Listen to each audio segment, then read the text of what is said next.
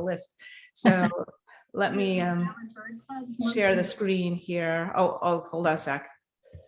Birds of Chile. I'm Alex Club's vice president, and I'm part of tonight's tech team. Here are a few housekeeping.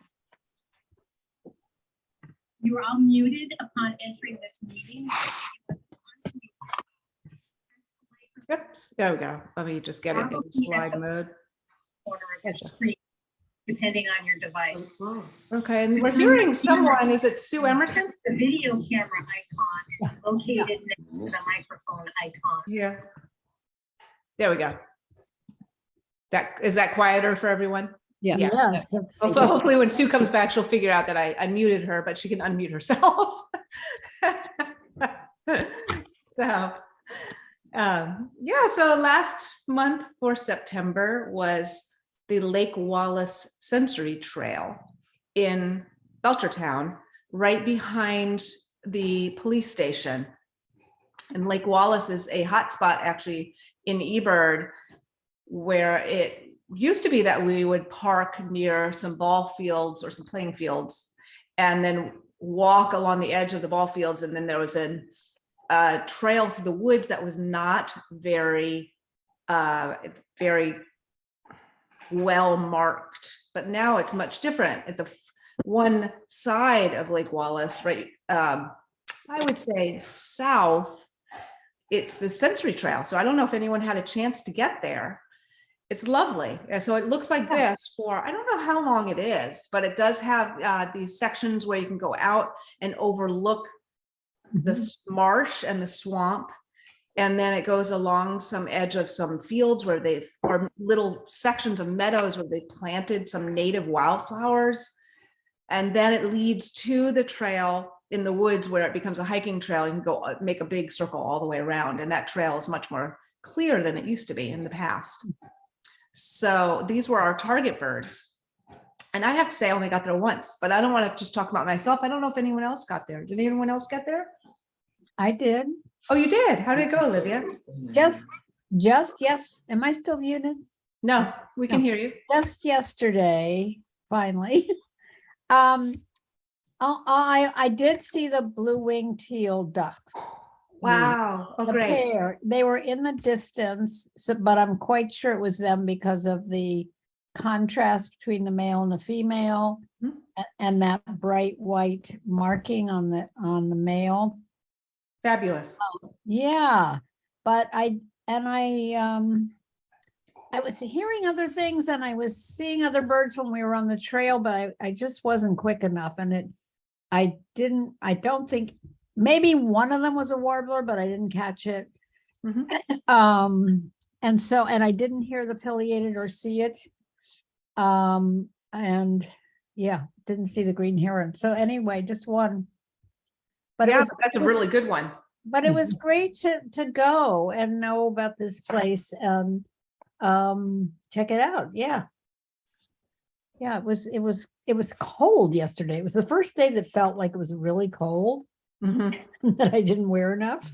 Yes. Anyway. I think it kind of hit everyone yesterday. Yeah. Yeah. My cat is here for the meeting too. Mine is sitting in my lap. So anyway, I did see something that it was about, I mean, usually I don't know. Anyway, I don't know what this was, but possibly a mockingbird. Would there be mockingbirds over there? Yes. The reason I say that is it wasn't singing. I mean, but they wouldn't be singing at this time of year, right? Not much. I mean, maybe a little bit, but not much. Yeah. But I don't remember, what is their call like? I should look that up. I meant to, because they're mimics. So they mimic other birds. Right. And they do it usually in a pattern of 4, and then they'll switch. Right. I know that. 3 or 4, and then they'll switch. Right. But is that their song or their call? That's their song. Right. Well, I kept. It's kind of interesting. So they'll mimic a bird for 3 or 4 times, and then they'll switch to a different bird and mimic that for 3 or 4 times. And they do that alternating like that, but it's that pattern of 3 Right. times and then switching. Right. No, Mhm. they weren't doing that. There was a sound that this bird I saw was making. It was about that size.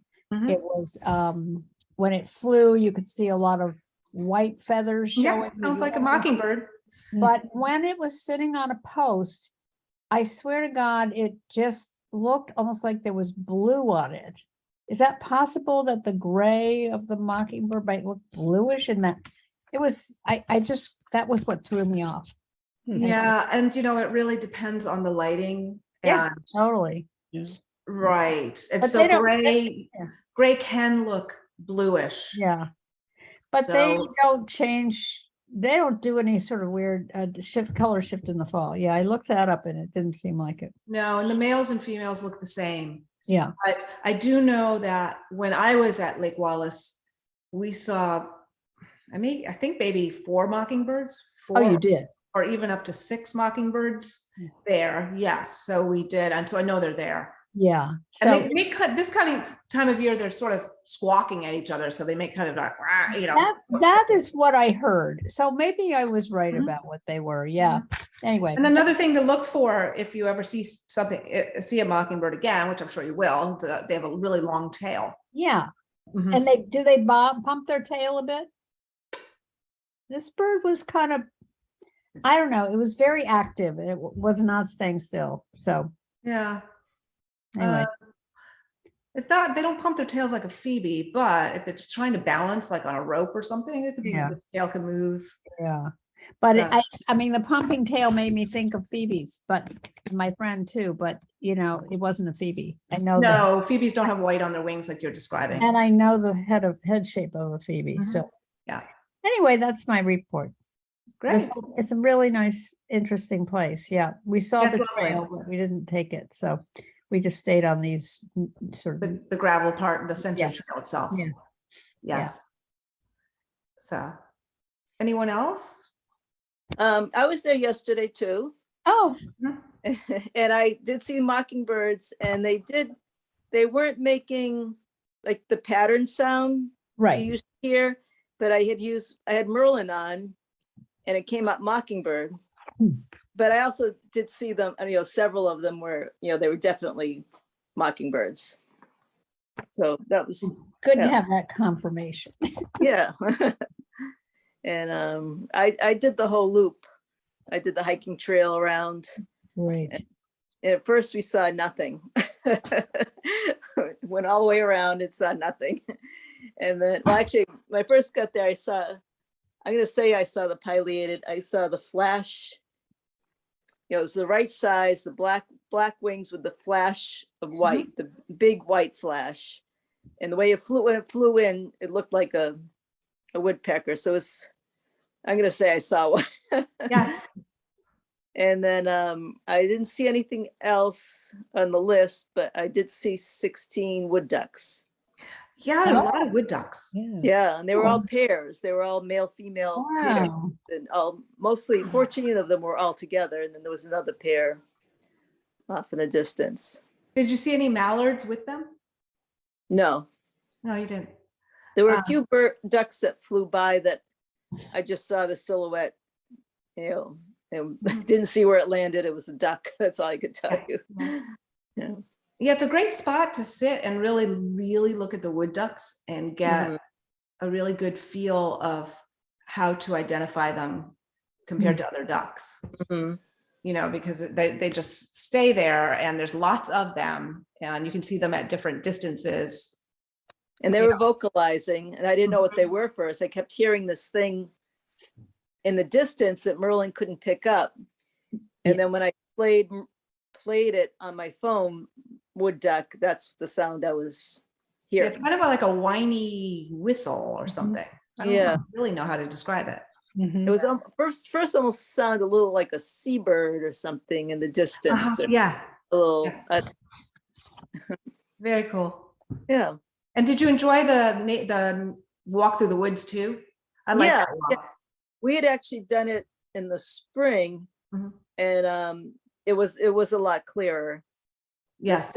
I think that when we did it in the spring, we got to a point, we went like almost all the way around, and then we weren't sure. when we were over by 202, how much it was getting kind of brushy, and then we turned back and did it revert. And so this time it was easier to follow all the way around. Yeah, I think that they cleared it out for the sensory trail. I think they Mhm. completed the sensory trail and then they just kind of cleared it out. Yeah. Right. Right. So, Elise and I missed the last meeting, so we weren't aware that the Wallace Trail was it. Which is too bad because we live in Beltran and we walk that trail often. and you've seen the sensory trail then? Oh, the snowmobile trail? This Is sensory trail, this Oh, trail. the sensory trail. Oh, yeah. We're friends of the Century Trail, so. Oh, then you're experts. It is such a great spot, I Yeah. think. I wish I It lived is. closer. I actually live quite far away, but I've been there. I've been there twice, I guess. Just one time in September, and maybe about let me think, a week and a half ago, and I walked all the way around the loop. And, oh no, it was a week ago, and we had, I think, 38 species. Wow. Yes, and this is a favorite spot of Larry Theron, who's the real expert in our area. He's the one who keeps track of eBird and makes sure that we're all being honest, the eBird checklist. I guess, I don't know what they call that, those people who volunteer to do that. But he birds here quite a bit and he sees amazing things. When I was there, the only bird on the list I saw was the pileated woodpecker, which surprises me that I didn't, because everywhere I go this fall, everywhere I've been, I hear red-breasted nuthatches. We did not have red-breasted nuthatch. So, but we did get some blackpoll warblers and yellow-rumped warblers. I'm trying to think, there was another warbler too. It was not the pine warbler though. Chestnut-sided maybe. Kind of these late migrants going through. And I think that's it for the warblers, except for pine warblers and yellow-rumped warblers now, and palm warblers now. Palms. Saw Yeah. 2 palms today. Yeah. I was there early in September, and we had 26 wood ducks and 3 green herons. And I was also surprised I didn't hear a single red-breasted nuthatch, and that's all I've been hearing all summer. But no, white-breasted. And we had 35 species, including an oriole, and a black-throated green. Oh, wow. Surprised me, but it was very clear. So that Mhm. was that was fun. I think it's such a beautiful place. I haven't gone in the woods though. I just sort of creep around the edge of the marsh, of all the waters, to look in at different angles. So I'm gonna have to try the wood trail as well. Yeah, and I'm trying to think, when I went through the woods, if there are more species that you wouldn't see otherwise. Did you see chipping sparrows? Did anybody see chipping sparrows? I can't remember. Because we had scads of them. I don't think we saw a chipping sparrow. Hmm. Isn't that Well, interesting? this was earlier in the month, so maybe that made a difference. I don't know. Anyway, Oh, I it's such think a I great saw a place. swamp sparrow. Mm. It was a sparrow in the swamp, I'm gonna say. And Merlin told me it was a swamp sparrow. Well, But we'll learn more about swamp sparrows. it was in the reeds, so it's hard to get a real good look, but Yeah. Oh, I didn't mean to go. There we go. Sue has joined us again. Sue, did you get to Lake Wallace? Oh, no, maybe not. We'll see if she joins in. Well, shall we learn about our new place? Sure. All right. Let me move forward here. So for October, we chose Great Pond in Hatfield. And, oh, I'm sorry. Someone have a question? No, okay.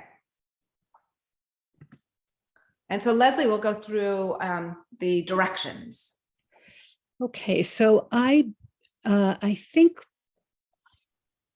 there are a couple of ways to get to Great Pond. And it's one of those, it's sort of hidden unless you really know where to go. It's not really obvious. It's a wonderful spot to bird.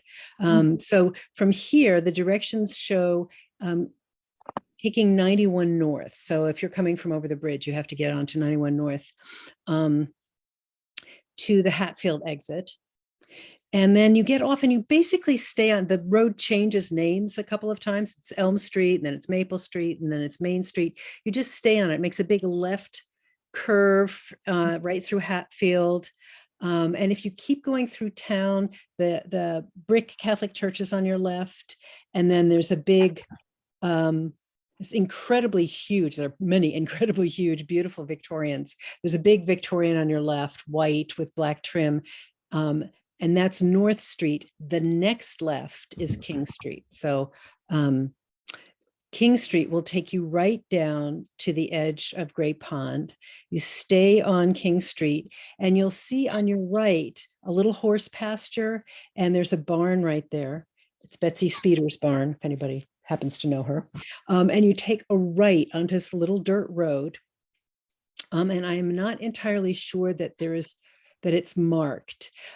If you're on the paved road and you see the little horse pasture, on your left, you'll see North Street. You'll see a left turn onto North Street.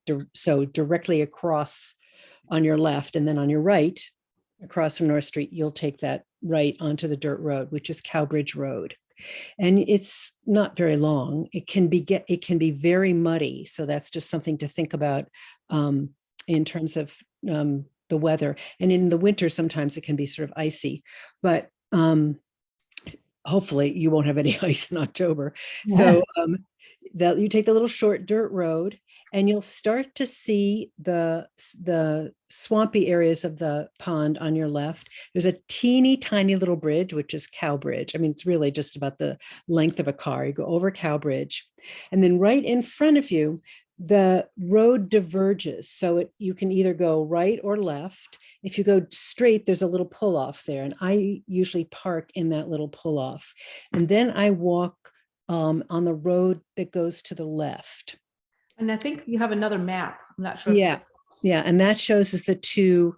So you can see where you go over the bridge, you'll see the pond, beginning of the pond on your left. You park right where the cursor is. So look for the cursor when you get there. Oh, okay. Park where the cursor is. And then you can get out and walk. Now there are two ways to get to the pond. One way is to stay on the road. It's a farm road. And on your right will be cornfields and potato fields. And on your left, there's a potato field. You can stay on the road edging the potato field, or you can cross the potato field right away and walk along the trees that line the pond. So it's a little bit of bushwhacking, and you'll probably want boots.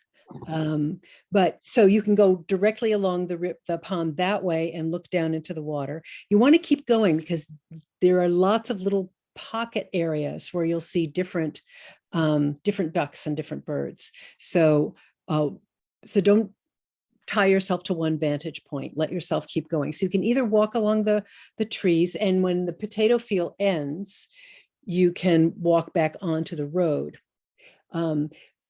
On the road, you keep going on the road past the potato field, and you'll see little access points down to the pond from there. So it's just a little bit of exploring. It's just walking along the dirt road. And if you don't feel like crossing the potato field right away, you can walk along the dirt road. And if you see an access point, you can just cross the potato field to get there. I have a So you can do it question, either Lesley. way. I have a question. The Yeah. farmer doesn't mind people walking across. We're usually pretty mindful of trying to step in the ruts, but they haven't really bothered anyone. They don't seem to. I actually prefer not to cross the field in the middle. I prefer to cross it at the beginning and then walk along the trees. Okay. But we've all been doing it both ways, and no one seems to have been upset about it or have a problem with it. Mhm. when you look into the pond, you'll see there's some areas of open water, some areas of marsh closer to where you'll be standing, where the trees are, looking through the trees. There's a lot of marshy areas, and all kinds of ducks will just sort of hide in there. You can see, and the pond is not very wide, so you can actually see all the way across to the other side. And yeah, I've seen blue herons over there. Last year, we found a common gallinule there, believe it or not. Oh, wow. All bizarre birds to find. So who knows? They're flying overhead. They see the big river. They don't want to go to the big river. They go to the little pond. And you'll see, the birds that we're going to talk about, you'll see there. All kinds of herons. And in the trees next to the pond, there are warblers and during warbler season, but lots of yellow rumps right now. And you'll also see a lot of the woodpeckers and various Sparrow. frogs. So that's the other way. So that is birding at the pond. You can also bird. I made this big sort of U shape. You can also drive and walk along the other part of that farm road. And you'll see mostly sort of mockingbirds and cardinals and that sort of thing, but and lots of sparrows. That's where you will also see a lot of sparrows. You'll see sparrows near the pond, and you'll see them in the cornfields right along the dirt road that you'll be walking on. And if you follow this U to the other edge, it says, you can see it takes you to Main Street. You can go, it'll take you to Main Street. You take a right and you can go back through town that way, if you prefer not to go back on the dirt road. So you've got a couple, or you can go in that way. I think the first set of directions I gave you are probably the quickest way to get to the pond. So I hope that wasn't too confusing. You'll see when you get there, walking on the dirt road, you'll see the pond, and you can just, you can pretty easily get to it. There are all And I think, of course, as October goes along, when the leaves start to fall, it becomes even more obvious. Oh yeah, absolutely. Yeah. I would say take a scope if you have one. It's not a long distance to carry the scope, and you'll find that's really satisfying as things are going in and out of the marshes. It'll give you just a better look. So hopefully these directions are clear. And anybody, when you go out there and you're on your way out there and you look at the direction, you say, I have no idea what she's talking about, please feel free to email me directly, and I can talk you through it a little bit, because there are no signs or anything. This is just one of those sort of minor bushwhack type things. But it's not a hard walk. It's not difficult. Have any of you been there before? Has anybody been there? I've been there in the dead of winter because it's part of our Christmas bird count area. Right. And the Not the Great Ponds, parts of it. Yeah. I don't know for sure. It's Derek who's the leader of my area. But it's all sort of that general Hatfield area. Yeah. It's really very different looking in a different season. Yeah, it is. It really so it's deceiving. Mm-hmm. But it's definitely one of my favorite places to bird, just because you get there are a bunch of different habitats right there. There's the marsh, there's the open water, there's the trees, and then there are the low bushes where you'll see, when it's warbler time, you'll see some warblers, but certainly lots of sparrows. So big bang for the buck. Any questions about the location? Okay, just want to make sure. We can always go back to the map or these directions if anyone needs to. All right, we'll give our 5 target birds then. Of course, we're going to start with ducks. So we're starting with our green-winged teal, which is somewhat of a smaller ducks compared to a mallard. And this is a pair. Of course, the female's on the left and the male on the right. And they will be going through in October. And just to get a closer look of the male, well, let me go back actually one. Yeah, I think no, this picture will do. I just wanted to look at some identifying features. One thing that you'll notice is always look for the dark versus the light contrast on ducks.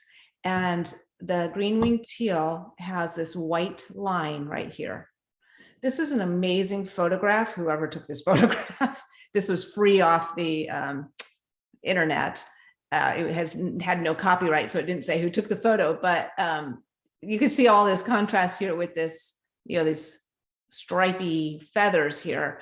But from a distance, really, you'll see this more like a solid gray, and then this, and here a solid gray, and this white dash or line at the shoulder really stands out.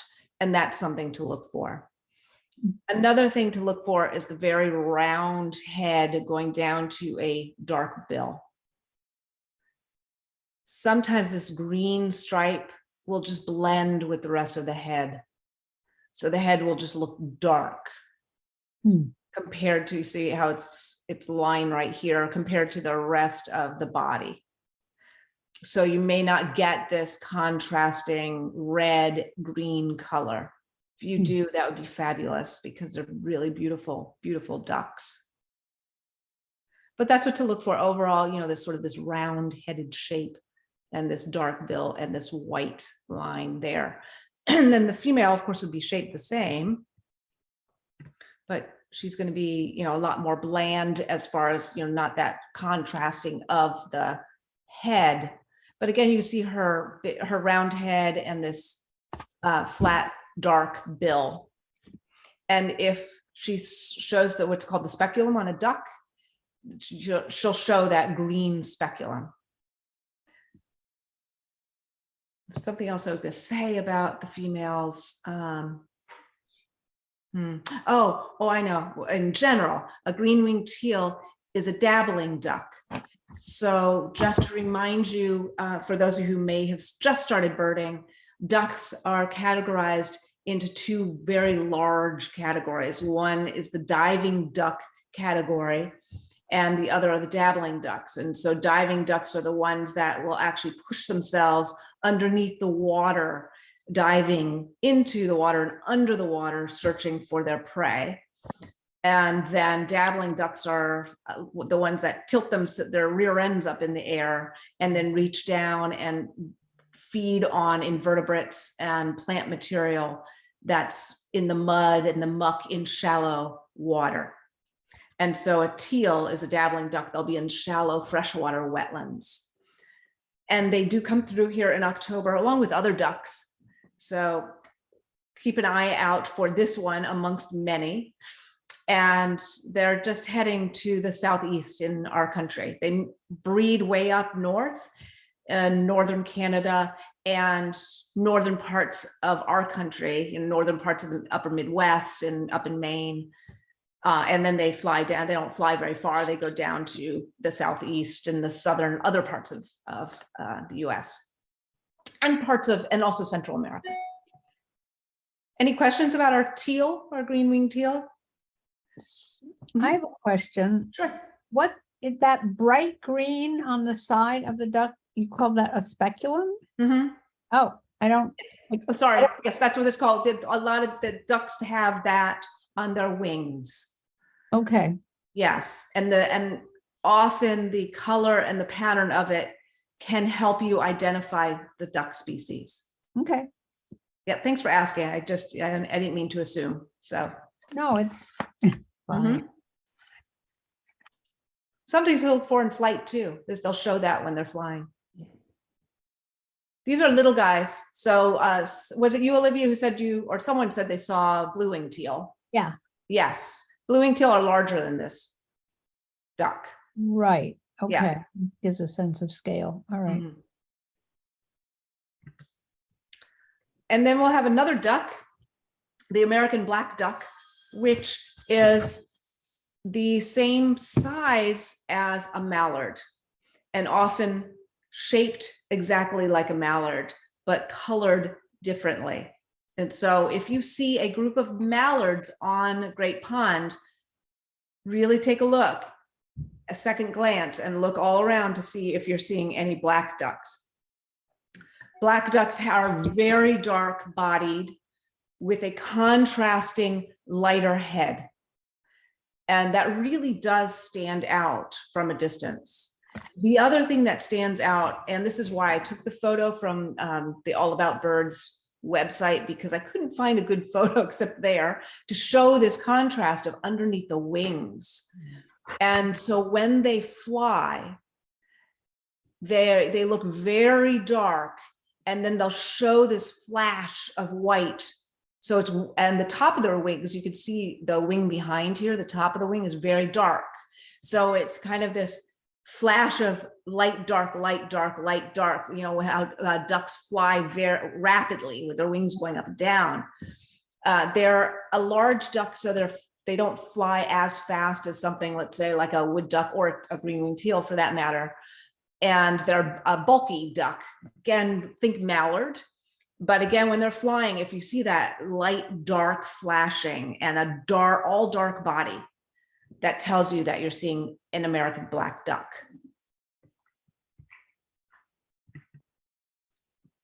And here you can see the pattern on the wing that we were talking about with the green-winged teal. It was green. Here you can see on the black duck, it has the black lining with sort of, I guess it's purplish, bluish, green speculum.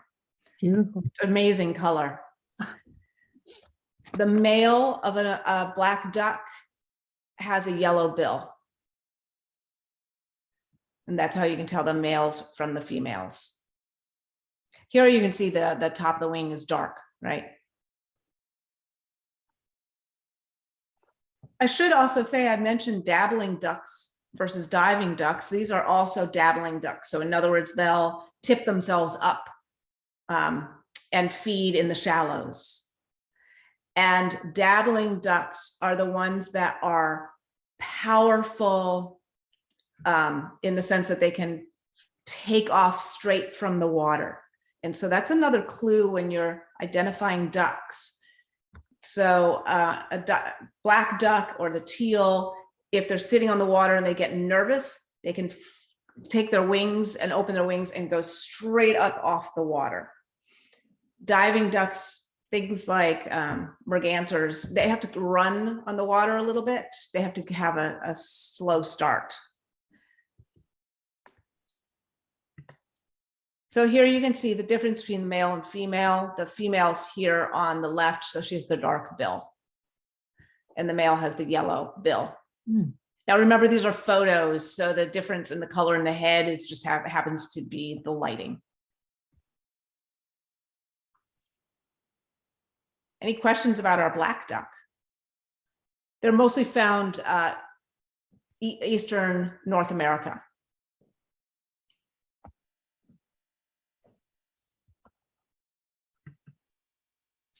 Then we're going to go to some songbirds, sparrows, because it's getting to be sparrow season. Swamp sparrow, which I think someone said they thought they saw a swamp sparrow. And a swamp sparrow, the things to look for, they have a rusty cap, but they have this line through the eye and gray on the side of their face and down along their shoulder is a gray patch, compared to contrasting with the rusty reddish back. They don't have a notch on their tail, it's rounded at the end. The other thing, if you get a really good look, is they have a lighter colored bill at the top. See how it's kind of yellowish versus a dark top of the bill. So the bottom bill is yellow and the top is dark. Of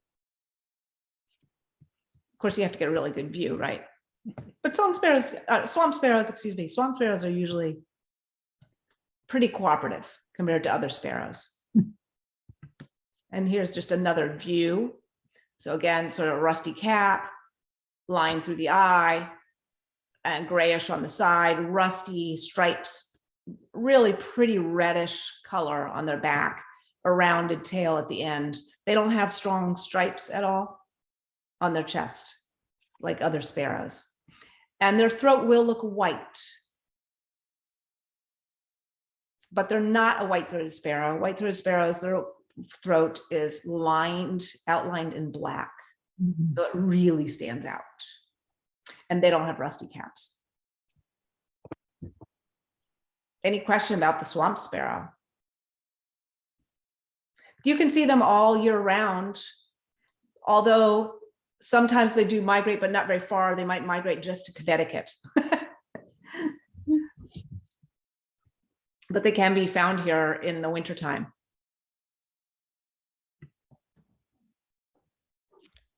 And the Lincoln sparrow.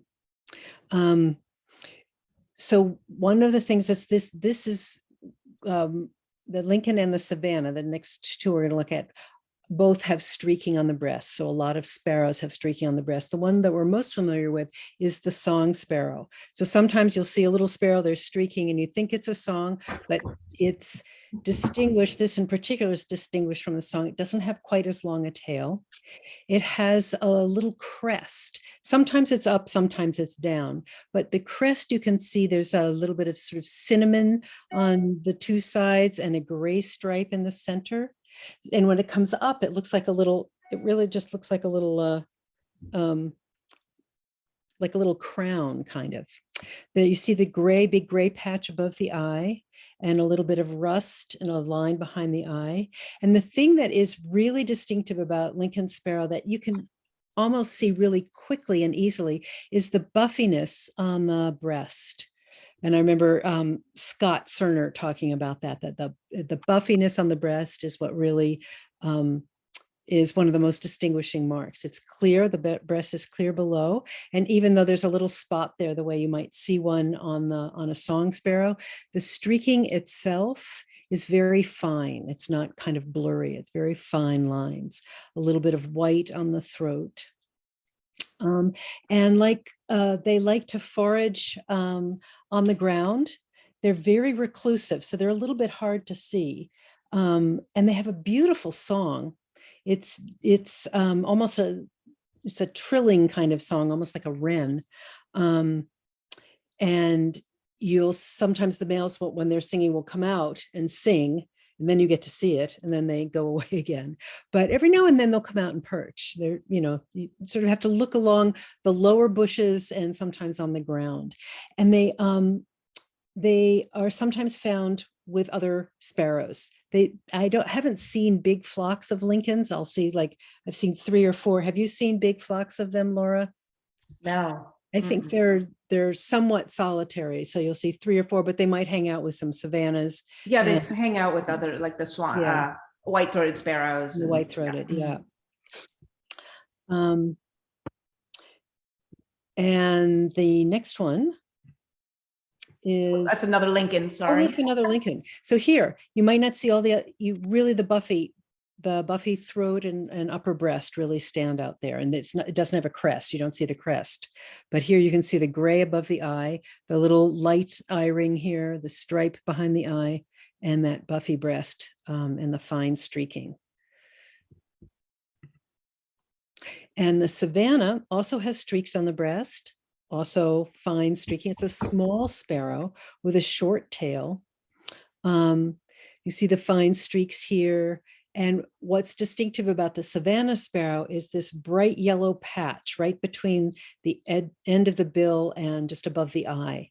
And that you can, because they're turning their head all the time, that's also something that's really easy to see and it will help you distinguish it from the other sparrows pretty quickly. It does have stripes on the head, sort of dark, and a pattern of dark and light stripes.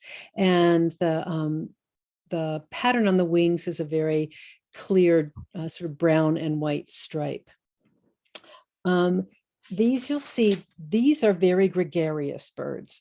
They hang out in big flocks, and they also hang out with other sparrows as well. They like grassy areas and low bushes. They forage on the ground as well, and they're usually pretty easy to see. They'll come out, they'll they'll run around on the road, and so they're pretty easy to see. One interesting thing about savannas is they tend to return to the area in which they were hatched. So they breed in this area, and not that you can tell that by banding them, not by looking at them, that they come back to the same area. They have a buzzy little song. It's sort of a buzzy sound that you can hear. There is another, you may have heard of the Ipswich Savannah sparrow. It's a subspecies that looks like this, but it's very, very light colored. They're they breed exclusively up, I think, in Nova Scotia. Every now and then someone will see one around here. And it's just a subspecies of the savanna that doesn't often show up around here, but every now and then. Looks very similar. So those are our birds.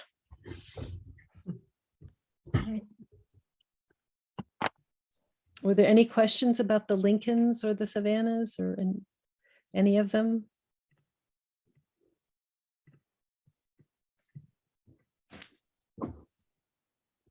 Okay. Right, it's gonna be a challenge. 3 sparrows. Yeah. And maybe we'll see more ducks than just the teal Oh, and the yeah. Yeah, black duck. So that would be fun. So, well, good luck, everyone. Well, thank you. Have fun this month. It's the best month of the year, I think. October is beautiful. Beautiful. Yes. So have a good evening. Okay. Thanks. Thank you, everybody. Take care. Thank you. Bye. Bye.